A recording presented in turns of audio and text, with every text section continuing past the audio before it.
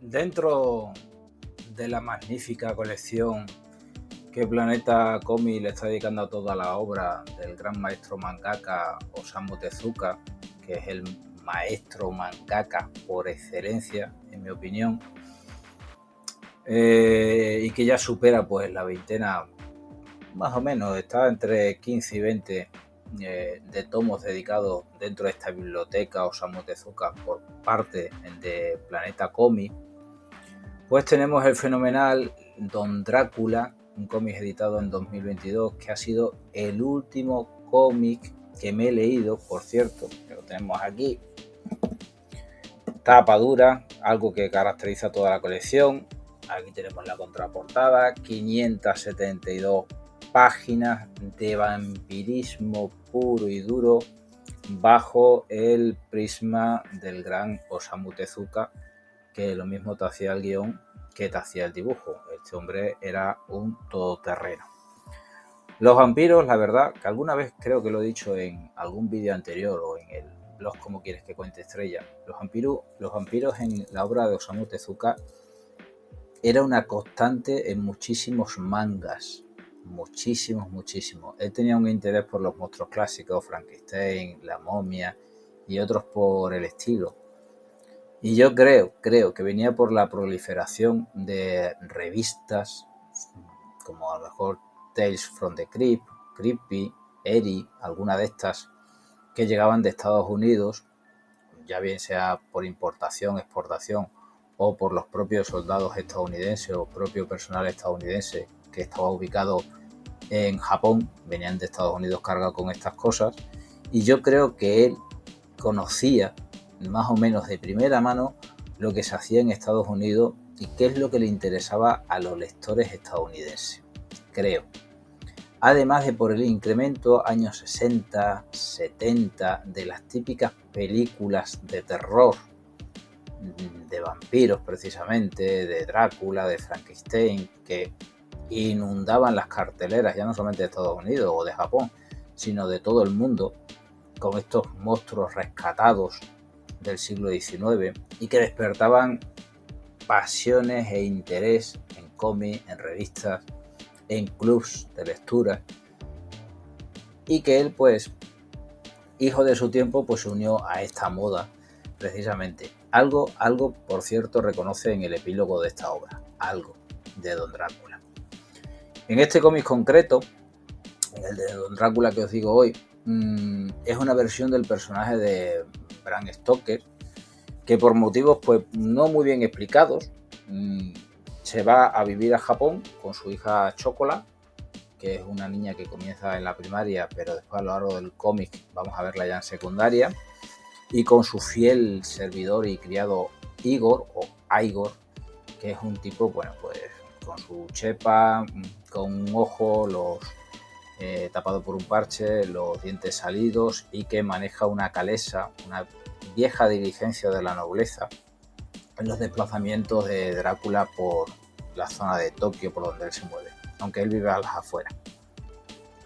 Drácula compagina pues su labor de vampiro, lo más normal, salir por la noche, atacar gente, preferiblemente jovencitas, mujeres jóvenes, con la educación de su hija Chocola, que claro, vive en plena efervescencia, la escuela, los niños, y con su propia educación, a la vez de que lucha con distintos personajes que se le cruzan en la vida de ambos, a saber, el típico profesor Helsing, que el tipo, bueno, pues viene desde Holanda persiguiéndolo y que busca trabajo como maestro en Japón para estar más cerca de él y tenerlo vigilado, y que sufre un problema de hemorroides bastante peculiar cada vez que se pone nervioso, tiene que ir al VC. Lo que hoy llamaríamos, a lo mejor hace 50 años todavía no se conocía esta terminología, pero lo que hoy conocemos como colon irritable, más la propia madre de Chocola que se aparece por allí, vampiros que se transforman en vez de murciélago en hombres lobo, toda una serie de personajes que de vez en cuando pues vienen a fastidiar pues la tranquila vida del vampiro de Don Drácula en Japón. Además es que va pasando con muchísima facilidad de lo que es un humor muy bueno, al surrealismo puro y duro.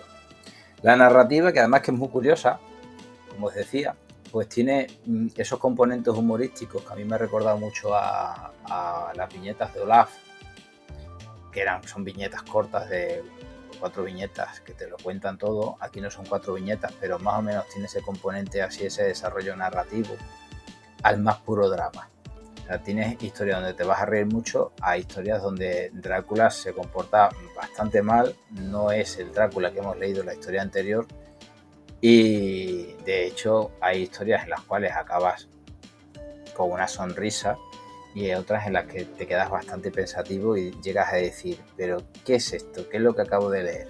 Porque su personalidad es que es a veces muy piadosa, pero otras veces es muy cruel. Sobre todo hay un episodio relacionado con unas crías de oso panda y de tigre que se han escapado desde China hasta Japón, las traído en avión, se han escapado y tal, la embajada China va detrás de ellos, los cazadores furtivos también, y aquí Drácula es el ser, digamos, más repugnante que te puedes echar a la cara.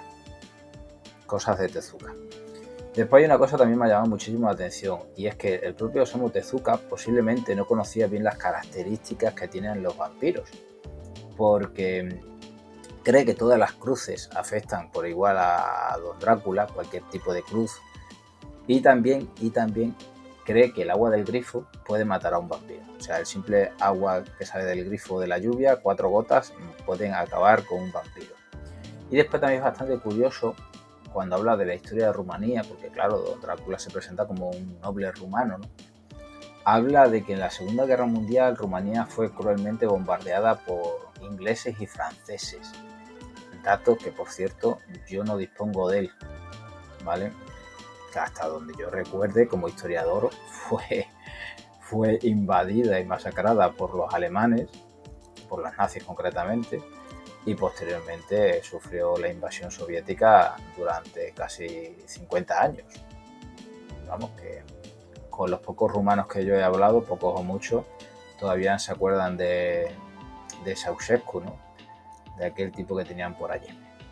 El dibujo y el desarrollo narrativo pues pasa de lo más simple y lo más sencillo en las primeras historias a un dibujo ya y un guión más rebuscado, sobre todo en las 3 últimas de estas 578 páginas. Tiene además mucha crítica social, sobre todo hacia la clase política japonesa del momento, finales de los años 70, a la dependencia del dólar y de los Estados Unidos, algo que también se repite muchísimo en las obras de Osamu Tezuka, y hay muchos guiños a los lectores de la revista manga, sobre todo a los de la revista Champion, que es donde se publicó originalmente esta obra. También es bastante curioso porque Don Drácula no es que llegue a romper la cuarta pared, pero sí es consciente, y así lo dice en una viñeta, que es un personaje dibujado por el propio Tezuka, el cual, por cierto, al menos en una viñeta que yo haya visto, se representa, se autorretrata al lado de un secundario. O sea que además muy reconocible con su característica boina, etc. El final además bastante triste porque bueno, pues corta por lo sano, no nos ofrece un final de los personajes, sino que la historia acaba tal cual. Podría ser el final de cualquier otra historia para continuar en la siguiente, pero no, lo deja tal cual. Y después tenemos el típico epílogo que hay en estas obritas aquí de la biblioteca de Planeta Comic, de Osamu Tezuka, en las cuales pues nos vuelven a recordar, viva la Inquisición, nos vuelven a recordar de que hay lectores que se han ofendido muchísimo cuando han leído esto 50 años después y que no les ha gustado como Osamu Tezuka dibujó en los años 70 o 60, porque hay obras incluso de los 60, ¿no? Y la gente se ofende muchísimo cómo dibujó a ciertos personajes o a ciertos colectivos. Gente que se ofende por lo que pasó hace 500 años, 1000 años o hace 50 años, viéndolo con un prisma del 2023 o del siglo XXI y no entendiendo las cosas como eran en los años 60, 70 o en el siglo XIII. Pero bueno, entrañable, muy recomendable, Don Drácula, a mí me ha gustado mucho. Os voy a poner por aquí una serie de enlaces a lo largo del vídeo, porque no tengo toda la colección, pero tengo algunos. Devorar la Tierra, el cual hice un vídeo lo tenéis por ahí también. La Fortaleza de papel, muy bueno. Grand Dolls, el tema de las muñecas, la piel artificial, la inteligencia artificial, está muy presente en la obra de Tezuka. Giletta o el caos frenético, e igual que la Femme Fatal o la Lolita, y L, precisamente de lo mismo. Y la canción de Apolo, donde no podía faltar el tema apocalíptico, Apocalipsis. No caben todos, porque YouTube no me deja poner más de 5 enlaces, pero los tenéis recomendado y tenéis incluso enlaces para comprar si os interesa en el blog Cómo quieres que cuente estrellas. Yo desde luego os lo recomiendo, cada vez que puedo me voy haciendo con un tomito de esto para tener mi propia colección de Osamu Tezuka. No tengo ni un tercio de lo que este hombre publicó, ni un tercio, pero poco a poco me voy haciendo con ellos. Echadle un vistazo, como siempre os digo, me comentáis y nos vemos en el próximo vídeo. Muchas gracias por estar ahí. Nos vemos.